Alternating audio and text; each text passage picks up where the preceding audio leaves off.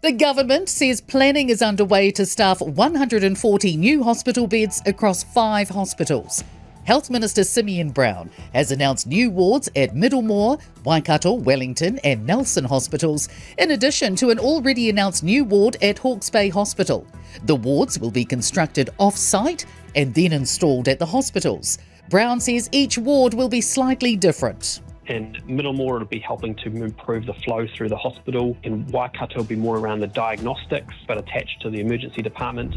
More schools are introducing enrolment zones to manage growing student numbers.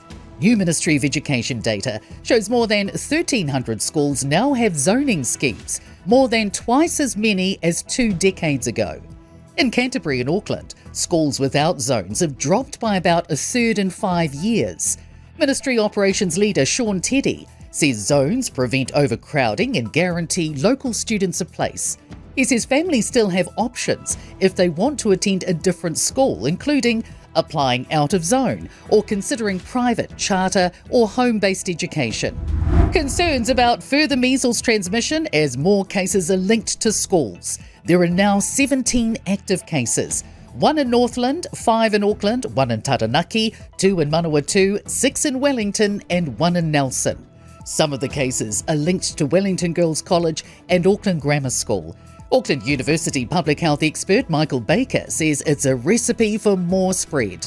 If you're not immune and you spent a day in a classroom with someone else who was actively infectious, you're almost certainly going to get infected yourself. Questions remain over the motivation behind a mass stabbing attack on board a train in the UK. 2 British men have been held on suspicion of attempted murder following the Saturday night attack, which forced the London-bound train to make an emergency stop in Huntingdon. 9 people suffered life-threatening injuries and 2 remain in a critical condition. Police don't believe it was a terrorist attack. Concerns a law cracking down on online harm is still only reaching the tip of the iceberg a decade on from its inception.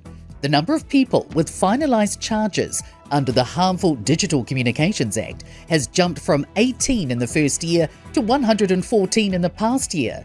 The number convicted of the most serious offence has risen from 12 to 75. Auckland University criminologist Claire Meehan says the rise is expected as enforcement becomes less cautious and awareness grows. But I think it's really important to note most of the offences, they aren't reported, they're not recorded and they're not prosecuted.